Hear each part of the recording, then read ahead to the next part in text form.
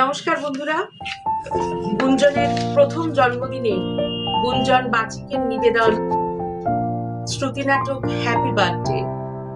নাটককার সৌমেন্দু ঘোষ, চরিত্রায়নে প্রিয়াঙ্কা মজুমদার, শম্পা সেন এবং আমি রিঙ্কু লাহা। শুরু করছি শ্রুতি নাটক হ্যাপি বার্থডে। ও মা, আপনি কি দোতলার ঠাকুর ঘরে যাচ্ছেন? হ্যাঁ বৌমা, কেন তুমি কি কিছু বলবে? এখন বলবো মা? হ্যাঁ বলো না বৌমা, বলো। আমি না হয় তোমার কথাটা শুনে তারপরেই ঠাকুর ঘরে যাব।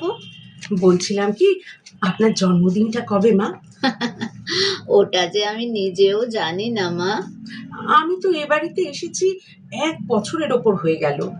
সবার জন্মদিনে আপনি কেমন মনে রেখে রেখে পায়েস করেন, এমনকি বাবার ছবির সামনেও বাবার জন্মদিনে প্রদীপ ধূপ জেলে দিয়ে পায়েসের বাটি ধরে দেন, আর নিজের বেলায় সত্যিই আমার মনে নেই গো মা।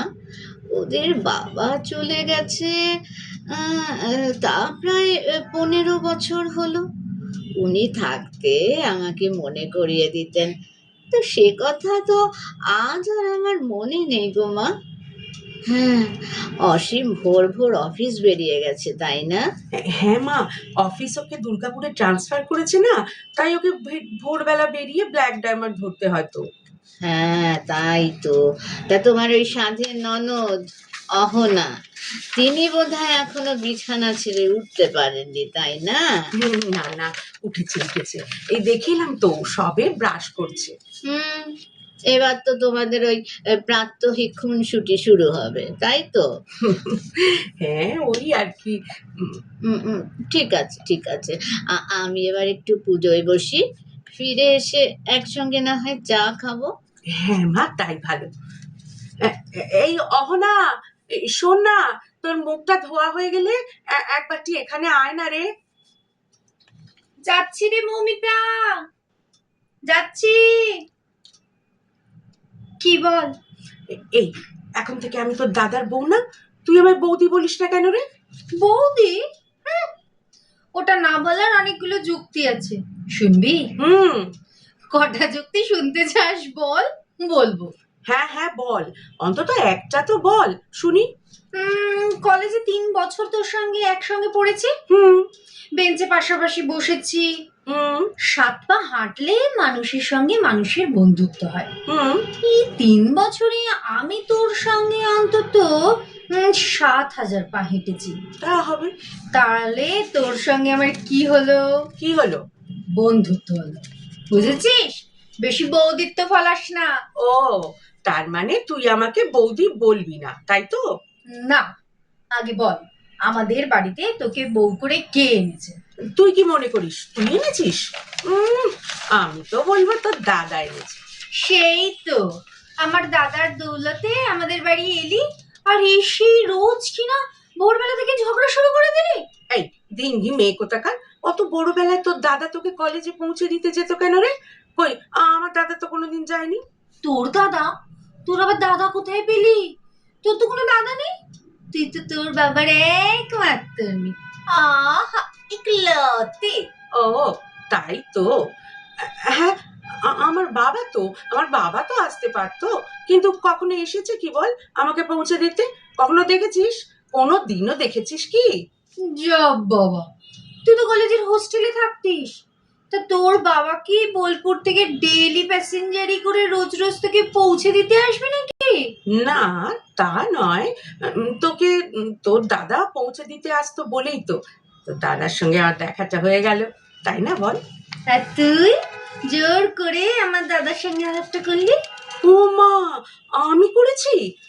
কলেজ শুরুর 3 রাত্রিরও কাটেনি, 3 দিনের মাথায় গোলাপ দিয়ে কে প্রপোজ করেছিল? হ্যাঁ শুনি। বাবা, সে প্রপোজের কি পোজ! তোর দাদাকে জিজ্ঞেস করিস। করেছি, অনেকবার করেছি। তারপর থেকেই তো তোর নাম জপ শুরু করতো, শুধু জপ তপ ভজন পূজন সাধন আরাধনা, আর তারপরই তো প্রলাপ বকতে শুরু করলো। মৌমিতা, মৌমিতা, শুধু মিতা শুধু মিতা করতে করতে শুধু মৌ মৌ মৌ করতে লাগলো। আর তারপরে এক অঘ্রাণে দুজনের মধ্যে মৌ চুক্তি হয়ে গেল। ও, তা এখন কি তাই নিয়ে বিলাপ করছিস নাকি? এই জন্যেই তোর বাড়িতে রোজ রোজ আমার দেখা হয়ে যাক, আমি সেটা মন থেকে একদম চাইনি। বারবার বলেছিলাম আগে ঢুঁড়িটাকে পার করতে, তারপর আমাদের বিয়েটা হবে। হ্যাঁ, কি বললি? কি আবার বললাম? আমি তো বললাম, আমি তোর দাদাকে আমি কি বলেছিলাম সেইটা। হ্যাঁ হ্যাঁ, কি বলেছিলি? মানে আমাকে তুই কি নামে ডাকলি? তোর নাম তো অহনা, তোকে আমি অহনা বলেই ডাকি। অনেক সময় অবশ্য মুখ পুড়িয়েও বলে ফেলি। এই এখন বলে ফেলেছি নাকি রে? হ্যাঁ, আমি তো মুখ পুড়ে বলিনি। তাহলে কি বলেছিস? মাঝে মাঝে মনে মনে, মানে ওই মনের অবচেতনে তোকে যেটা বলে ফেলি, সেইটাও আমি বলে ফেলেছি নাকি রে? সেটাই বলে ফেলেছিস। যাকগে, তুই অমন করে বলতে পারলি। আমি তো ভেবেছিলাম ওই কাকুন্দার সঙ্গে তোর বিয়েটা আমার বিয়ের আগেই হয়ে যাবে। সেটা যে কেন হয়নি তুই তো ভালো করেই জানিস। বিশ্বাস কর না, আমি সত্যি জানি না রে। আমাদের ব্রেকআপ হয়ে গেছে, তুই জানিস না? ব্রেক মানে ভেঙে গেছে? আচ্ছা আচ্ছা, ঠিক আছে, আজ সন্ধ্যেবেলা আবার জোড়া লাগিয়ে দেবো। কি করে? কাকুদার ফোন নাম্বারটা আমাকে দে না, এই সন্ধ্যেবেলা দেখবি এই বাড়িতে তোদের দেখা হয়ে যাবে। হ্যাঁ সত্যি? 1 2 3 3 সত্যি। এই শোন না, আজ না একটা দারুণ জিনিস আবিষ্কার করেছি। আবিষ্কার? কি রে? আমেরিকা না গাছেরও প্রাণ আছে? ধ্যাৎ, কোনটা? আবিষ্কার করেছি মার জন্মদিনটা কবে। যা, কেউ জানে না। দাদা জানে না, মা মনে করে বলতে পারে না। আর তুই কি করে পারলি? এইটাই তো ক্যাপাসিটি বাবা। কি ব্যাপারে আমায় বল না। এই শোন না, এই গতকাল খুঁজতে খুঁজতে ওই বিরাট তরঙ্গটার মধ্যে থেকে একটা গীতবিতানের খণ্ড খুঁজে পেয়েছি। গীতবিতান? এ বাড়িতে? হতে পারে, শুনেছি মা তো গান গাইতো। শুধু গান? রবীন্দ্রসঙ্গীত। এই গীতবিতানটা মাকে কে দিয়েছিলেন জানিস? না, বাবা চলে যাওয়ার পর শুনেছি মা আর গান গায় না। এই দেখ, এগোটা দেখ, বাবা আমাদের মাকে জন্মদিনে এই বইটা দিয়েছিলেন। এই লেখাটা পর এই সৌদামিনীকে তার জন্মদিনে 7ই জুন 1988। হ্যাঁ, 88। মার তো বিয়ে হয়েছিল 1990। তার মানে বাবা বইটা দিয়েছিল বিয়ের আগে। আরে আজই তো 7ই জুন। চল মাকে গিয়ে সারপ্রাইজ দিয়ে আসি। হ্যাঁ, চল। এই মায়ের বোধহয় পুজো শেষ হলো রে, ওই দেখ 3বার শাঁখের আওয়াজ হলো। চল, মায়ের পুজো শেষ। আরে আরে, দেখো কাণ্ড, সবাই এত দৌড়চ্ছ কেন মা? তোমাদের ভোরের খুনসুটি পর্ব কি শেষ? হ্যাঁ মা, হয়েছে।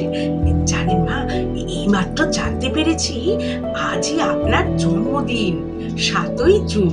এই দেখুন এই গীতবিতানের খণ্ডটায় এইখানটায় লেখা আছে। আমাদের বাড়িতে একটা খুব মিষ্টি কিন্তু দুষ্টু বৌমা এসেছে। তুমি যে মা, আমায় খুব লজ্জায় ফেলে দিলে। আর আপনার জন্মদিন আমরা আজই খুব ঘটা করে পালন করব কিন্তু মা। নিজের জন্মদিনটা বছরে 364 দিনের চেয়ে নিজের কাছে কিছু মাত্র বড় নয় মা। যদি তোমাদের কাছে